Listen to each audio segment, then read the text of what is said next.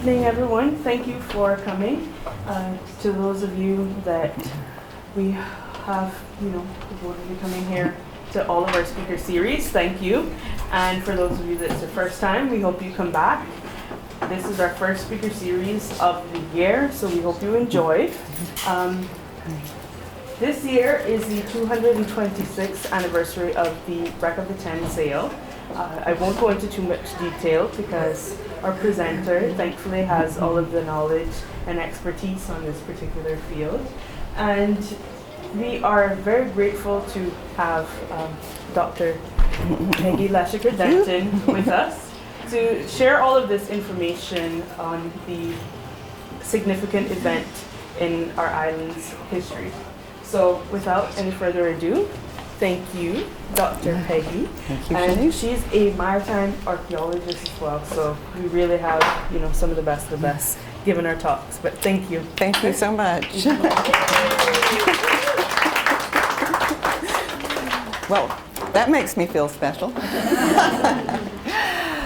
So actually, the 8th of February, 2020 is the 226th anniversary, the 8th of February. So we have just passed that, and we were out at Cocoa Fest at Pedro St. James at that time, and we made a big deal about it. So February, we're kind of celebrating, or commemorating, I guess is a better way to put a shipwreck disaster, the Wreck of the Ten sale, and trying to do some public outreach and also go to schools and things like that. So often at times, if you've heard me give a talk before, sometimes they're kind of more intuitive, fluid talks and that sort of thing. But because I'm going to give you a real nutshell of a story about the Wreck of the Ten sale and the whole place of it in a world, Caribbean and world setting, as well as us sort of being the center of the universe at one little moment in time, I've prepared a presentation for you. So I'm hoping that you're going to enjoy it. A cannon shot roared from the darkness. "Breakers ahead, close to us," cried a seaman from a topsail yard of His Majesty's ship Convert on an 18th century passage to Europe from the Caribbean. Captain John Lawford bounded up on deck as Grand Cayman's jagged eastern reefs appeared in every direction. To his surprise and dismay, the ship firing distress was ahead of its escort, as were several others. They were not collected as they should have been, with the Jamaica fleet sailing under convoy's protection. 58 merchant ships were in peril, but not from the French, from whom Convert, formerly L'Inconstant, was a recent prize. Royal Navy gunners signaled the convoy, laden with West Indian wood, cotton, sugar, and rum, to disperse and save themselves. But a merchantman on the opposite tack crashed into the Convert's bow twice, foiling her escape. As the crews of the two wooden ships disentangled their rigging, Convert struck and bilged. It was 3 o'clock in the morning, Saturday the 8th of February, 1794. The story of the most famous shipwreck disaster that ever occurred in the Cayman Islands has been passed from one generation to the next, over 226 years. Details of the tale vary depending on who is doing the telling, but all refer to this momentous maritime event as the Wreck of the Ten sale.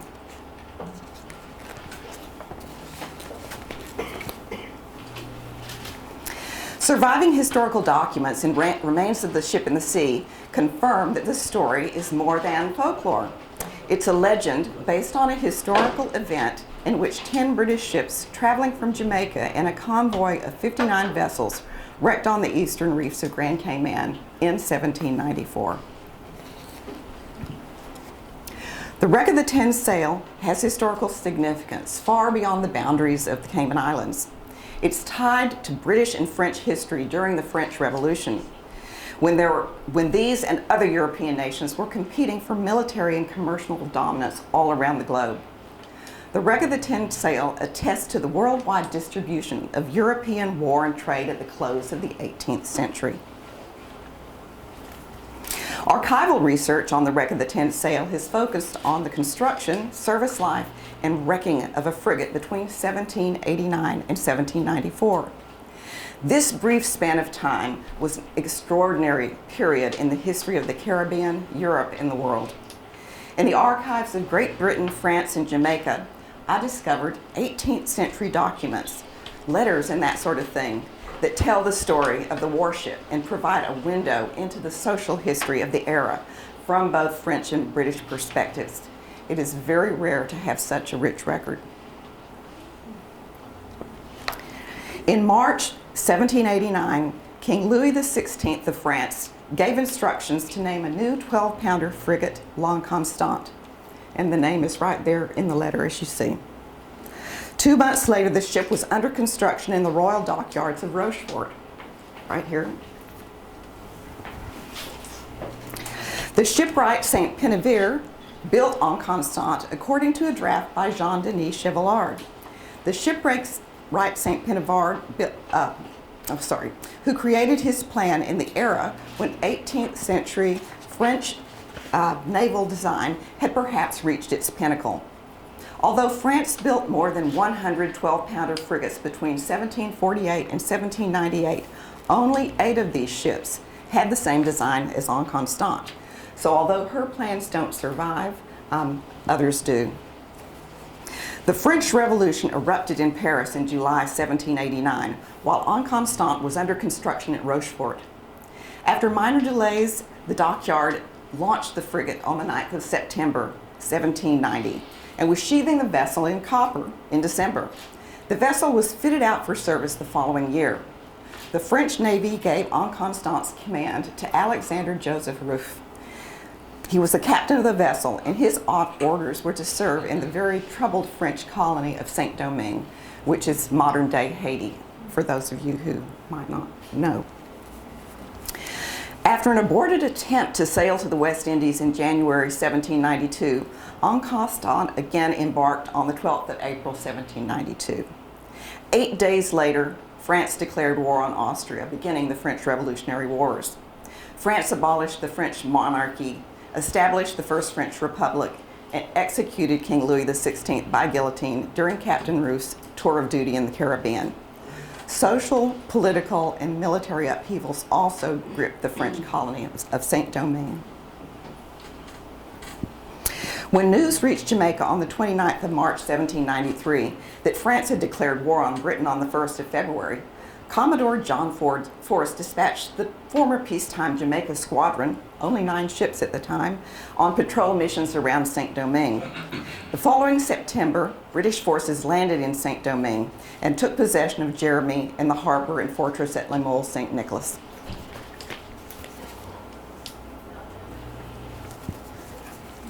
On the 25th of November, 1793, while Inconstante was returning to Port-au-Prince from a convoy mission to Petit-Trou, His Majesty's ships Penelope, Captain B.S. Rowley, and Iphigenia, Captain Patrick Sinclair, captured the frigate.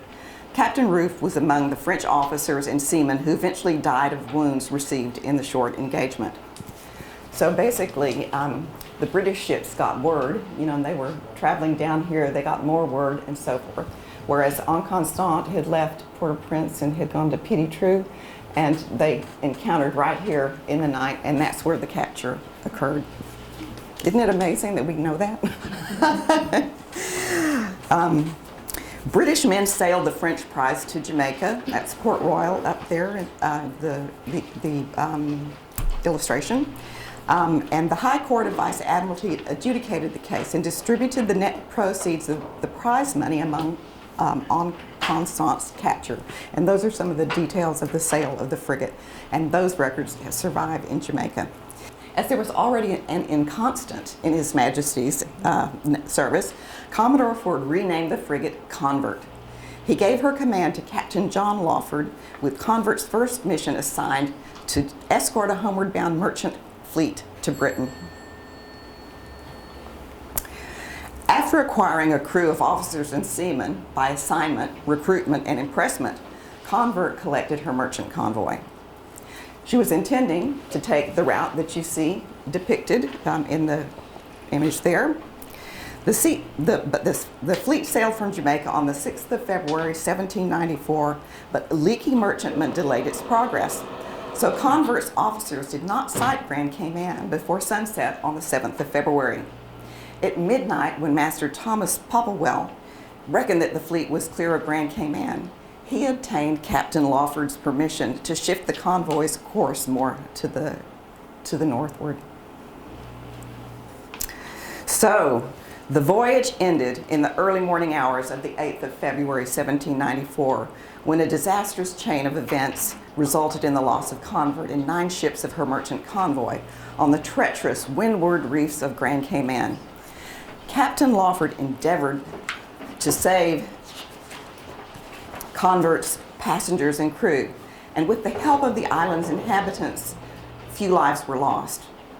However, Captain Daniel Martin of the wrecked merchant ship Britannia was one of at least 8 people who drowned. And this was an advertisement that had appeared in Jamaica in the Royal Gazette before the ships had sailed, advertising to sail with the Britannia. But he was one of at least 8 people who drowned. So the inhabitants of Grand Cayman helped to rescue survivors, but they had very little to offer the shipwrecked mariners. The island's population numbered fewer than 1,000 people at this time, and they were still suffering from lack of provisions caused by a hurricane the previous October. And we all know what that means, don't we? Those of us who were here for Ivan. Representatives of the Caymanian people begged Lawford, and they petitioned Lawford to remove surviving crew members as soon as they possibly could. So Captain Lawford, the officers of the Convert, and 30 of Lawford's best seamen stayed to salvage what they could from the frigate, while the remainder of the ship's complement was sent off on other vessels of the convoy. Aware that the loss of His Majesty's ship and 9 merchantmen would adversely affect the security and commerce of Britain and her colonies, Lawford dutifully sent letters back to Jamaica and on to Europe, informing his superiors of the disaster. He sent a report of the wrecking to Commodore Ford. Meanwhile, he camped with his men in tents on the East End beach opposite the wreck site and began to salvage the Convert. Commodore Ford was patrolling the waters of St. Domingue when he received news of the shipwreck disaster. He immediately dispatched HMS Success Captain Francis Roberts to Grand Cayman to assist Lawford. 6 weeks later, and before Success departed Grand Cayman at the end of March with Convert's officers, remaining crew, and salvaged stores, Captain Roberts and Lawford signed agreements with Caymanians, William Bodden Sr. and Robert Knowles Clark, to continue the salvage of the Convert, and promising them compensation for doing so. Meanwhile, additional documents remain to be found that reveal how much of the unauthorized salvage Clark and Bodden carried out. However, we do know on later convoys that had came by Cayman, ships pulled into to Hogseye Bay, and they were one particular ship was refitted with the mast that had been saved from a mast that had come from the shipwreck. So we know they were bringing things around from East End to Georgetown. You know, and that's why in the old stepwell across the street, we actually find, you know, materials from shipwrecks around the island. But anyway, I divert. The crews of the shipwrecked merchantmen also salvaged their vessels, but lost a large percentage of the cargoes because the ships broke apart quickly and because they carried perishable goods, including the rum, cotton, sugar, and wood. Most of the remainder of this dispersed convert convoy safely reached Britain, with the exception of one, captured by a French privateer. And this was Susanna. She was captured and taken into Charleston. And she left the Havana in a leaky condition. And I'm pretty sure that she was the leaky ship that delayed the convoy in the first place, you know, and sort of the whole disastrous chain of events followed. And another was taken prize by a French Navy frigate. That ship was called Peggy. Oh, I got a kick out of that. It was captured and taken into Brest. So, upon his return to Jamaica, Captain Lawford faced a court-martial over the loss of the Convert. The court-martial held aboard HMS Success on April 1st, 1794, tried Captain Lawford, the officers and crew of the Convert, for the loss of His Majesty's ship. After hearing evidence that included testimony from Captain Lawford, First Lieutenant Joseph Bradby Bogue, Second Lieutenant Earnshaw, Master Thomas Popplewell, Master's mate James Hutchins, and Midshipman Colin Campbell, all of the convert. And for Master Richard Davy of the success, the court honorably acquitted all, attributing the misfortune to a strong current taking the convoy to the north of their reckoning. The narrative of L'Anne Constance's career and the loss of HMS Convert, as revealed through archival sources, lays a wonderful foundation for understanding the ships and people of the 1794 wreck of the Tin Sail, and the Caymanians whose lives were also especially impacted by the event. And there are additional records in the archives of Britain, France, and Jamaica that will enable future research to further investigate specific ships, individuals, and events. Sometime after 1794, interest in further salvage of the wrecks waned, and people forgot their locations. The story of the wreck of the Tin Sail, however, continued to be told, and is still told in the Cayman Islands more than 200 years after the event. Not surprisingly, the tale has come down to present generations in numerous versions. Two Cayman Islands histories, one by Commissioner George Hurst, published in 1910, and the other, based closely on Hurst's, by Neville Williams, published in 1970, contain brief descriptions of the event. But the name of the naval escort, given as HMS Cordelia, and the date, given as 1788, do not match the archival documents. However, the accounts are based largely on an amazing oral history narrative told to Commissioner Hurst before 1910 by R. Tullico, a man whose grandfather was alive when the shipwrecks occurred. The story is an extremely valuable traditional version of the wrecking event. Surviving Caymanian oral history and folklore on the wreck of the Tin Sail, recorded in the 1980s by Anita E. Banks and the 1990s by me, is told by Miss Phoebe Watler Spence, Marshall Watler, who you see here, and Marshall is actually related to Brian. Brian, are you here? Oh, he went outside. Well, you know Brian. He's actually some related.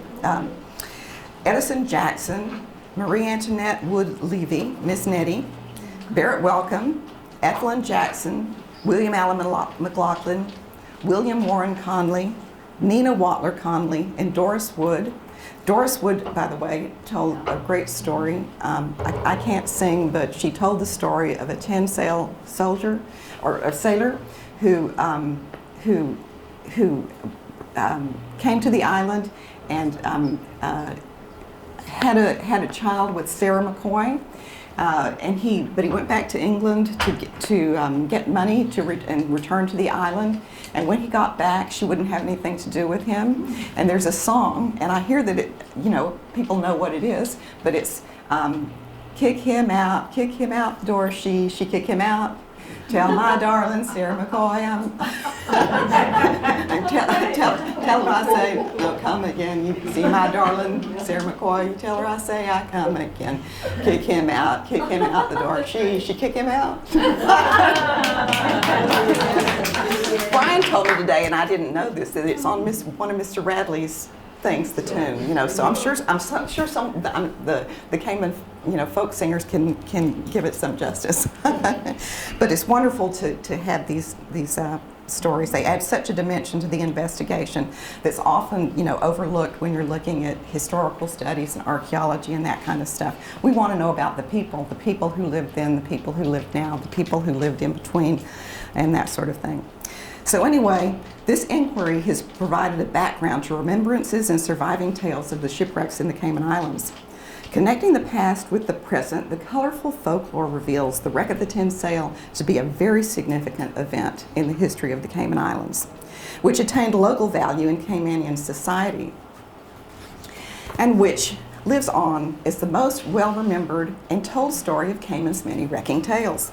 It matters little that the stories are at times inconsistent with the historical and archaeological record. The current study has identified the potential for thorough analysis of a lot of the Caymanian shipwreck and wrecking lore, including, of course, the wreck of the Tin Sail. So there's more for the young generations to do. Archaeological investigations have shown that in addition to a rich archival record and the colorful folklore, there's really archaeological remains of the wreck of the Tin Sail that exist in the sea. Within a 3-mile survey zone, archaeologists identified 30 underwater sites and 8 terrestrial sites dating between the 18th century and the 20th century. The field work carried out back in 1979 to 80 by Roger Smith and the Institute of Nautical Archaeology, Texas A&M University. It was called the Cayman Islands Project, and further investigation carried out by Charles Beaker of Indiana University in the 1980s laid the foundation for the detailed study that was conducted under my direction as the Wreck of the Ten Sail Project, primarily in 1990 through 1993, but also into the present. The French cannon site, as you see here, that's where those are cannons that are still buried in the sandbar that had been ground truthed. Others, we have found at least 10 cannons on land that do belong to that specific wreck site. And, a team of volunteers and I recorded those. So those exist. The ones that are still buried in the sea probably still have information on them, such as you see on the base ring of this cannon. Yeah, this one was actually, well, anyway, I'm not going to divert right now.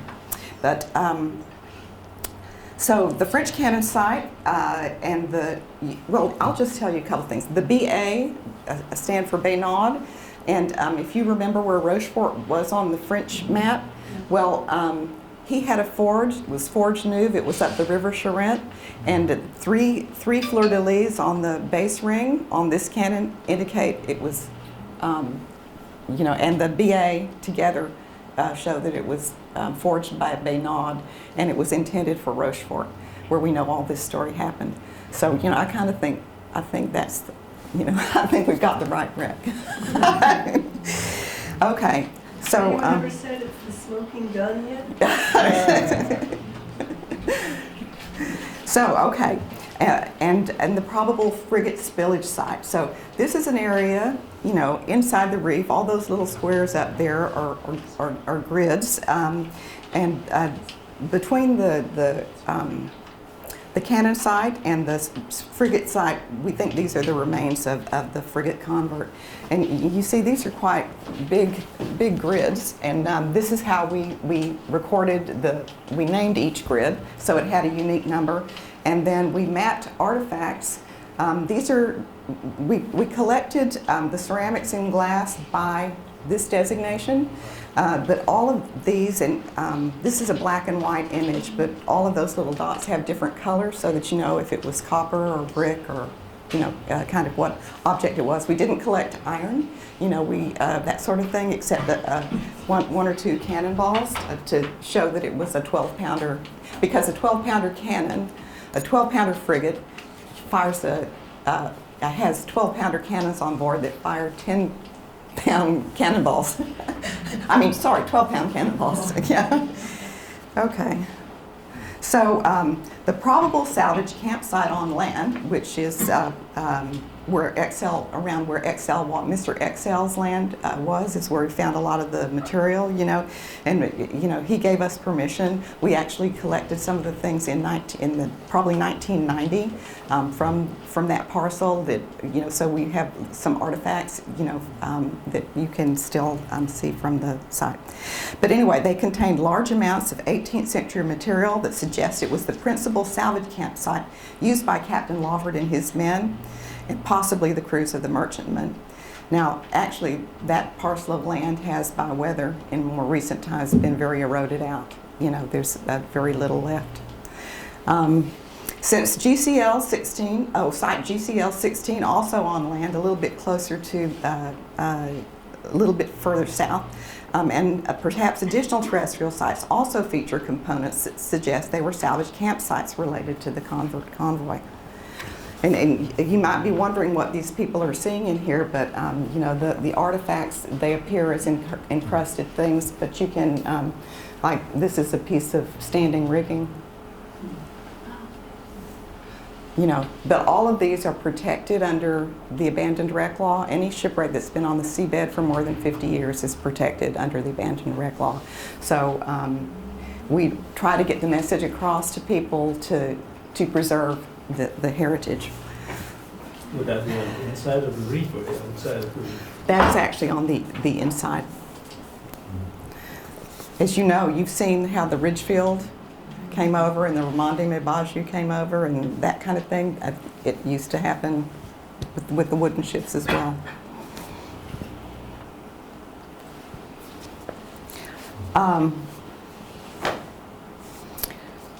Yeah.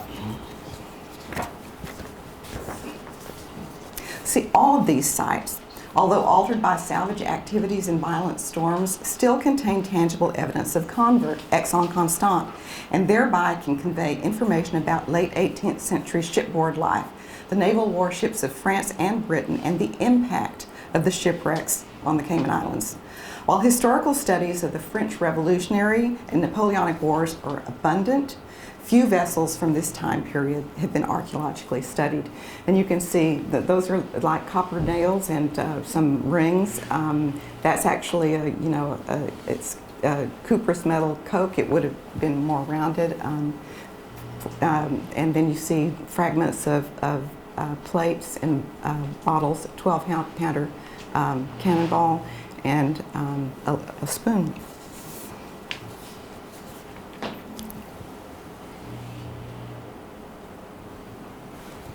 So, many identified sites hold remains of the merchant ships and brigs of the wreck of the Ten Sail.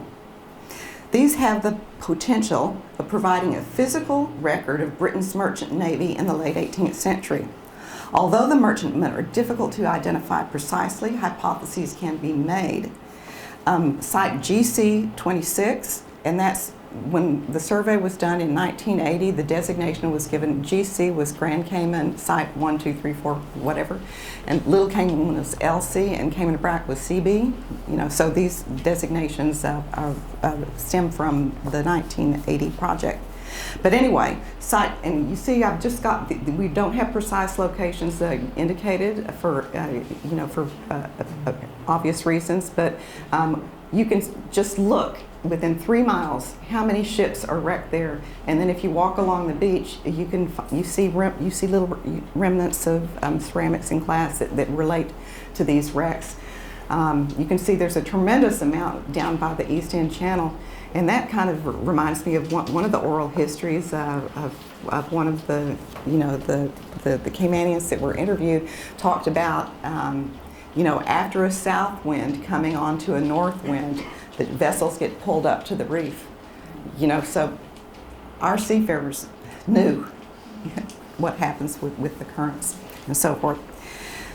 But anyway, so GC26 is believed to represent the remains of one of the merchant vessels, while 72 and 73 are too sparse to classify. 74 may be partial remains of a merchantman and might be affiliated with 75, a probable wreck of the Ten Sail merchantman. Sites 3 and 44 are excellent candidates for 2 of the merchant vessels. That anchor would be from 44. It's possible that number 6 contains 2 or 3 wreck sites and that one may be a wreck of the Ten Sail merchantman. It's amazing, how they overlap over each other, and you figure them out by the ballast and the different cultural materials see. The Longshank anchor, designated as 76, is likely to be affiliated with an earlier wreck. And 9, 22, and 77, all located in the vicinity of East End Channel, could be the dispersed remains of one of the merchantmen, with perhaps the Longshank anchor, designated as GC77, being more probably associated with HMS Convert as her small bower anchor.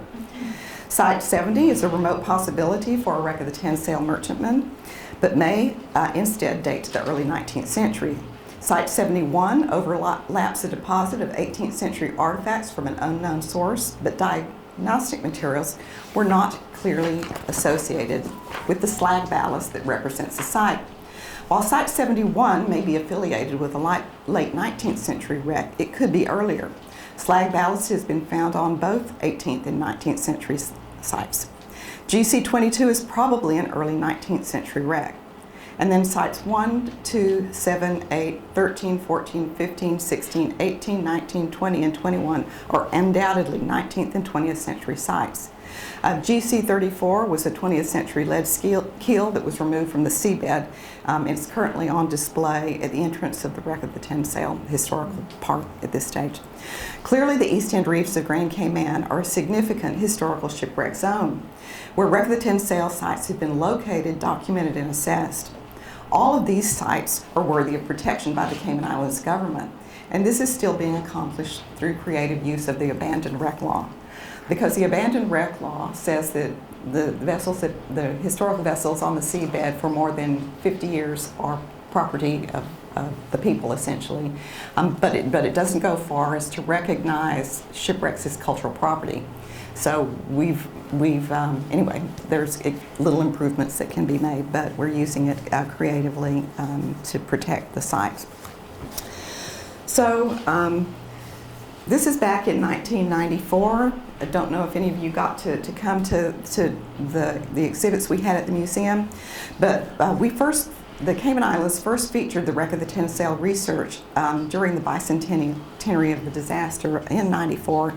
The museum presented an exhibit that brought archaeology into the public eye, and government officials and museum staff, and I was even there, that's my back. I had long hair. I'm wearing my wedding dress. Enjoyed escorting Britain's reigning monarch, Queen Elizabeth II, and Prince Philip through it. So the Cayman Islands Postal Service created a special stamp issue. The Currency Board minted a commemorative coin. The National Archive published a book, and the Visual Arts Society held an art competition. The museum facilitated public lectures and radio and television appearances to increase awareness. We're kind of trying to do some of that again now. The Cayman Islands government also acknowledged the importance of the historical wrecks when it created the land-based Wreck of the Tin Sail Park at East End, also dedicated by the Queen in '94 and providing a wonderful view of the reefs where the Convert and part of her convoy wrecked.